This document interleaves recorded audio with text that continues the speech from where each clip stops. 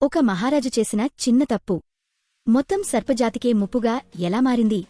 ఒక మహర్షి ఇచ్చిన శాపం సాక్షాత్తు గంగాదేవిని 7 పాయలుగా భూమికి వచ్చేలా ఎలా చేసింది? కలియుగ ప్రారంభంలో జరిగిన అత్యంత భయంకరమైన సర్పయాగం కథేంటో మీకు తెలుసా? మెదక్ జిల్లాలోని ఏడుపాయల క్షేత్రం వెనుక ఉన్న ఆ గగుర్పాటు కలిగించే పురాణ రహస్యాలను ఇప్పుడు తెలుసుకుందాం. పరీక్షిత్తు శాపం ఏమిటి? ఎవరు ఇచ్చారు? పాండవుల వారసుడైన పరీక్షిత్తు మహారాజు ఒకరోజు వేటుకు వెళ్లినప్పుడు విపరీతమైన దాహంతో శమీక మహర్షి ఆశ్రమానికి చేరుకున్నాడు. ఆ సమయంలో మహర్షి ధ్యానంలో ఉండటంతో పరీక్షిత్తు అడిగిన నీళ్లకు సమాధానం ఇవ్వలేదు.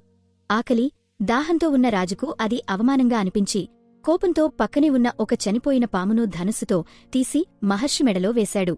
మహర్షి కుమారుడైన శృంగ ఈ విషయాన్ని తెలుసుకుని తన తండ్రిని అవమానించిన పరీక్షిత్తు 7 రోజుల్లో తక్షకుడు అనే పాము కాటుతో మరణిస్తాడని శపించాడు. శృంగ ఇచ్చిన శాపం ప్రకారం 7వ రోజున తక్షకుడు అనే సర్పం ఒక బ్రాహ్మణుడి రూపంలో వచ్చి రాజుకు పండును కానుకగా ఇచ్చింది.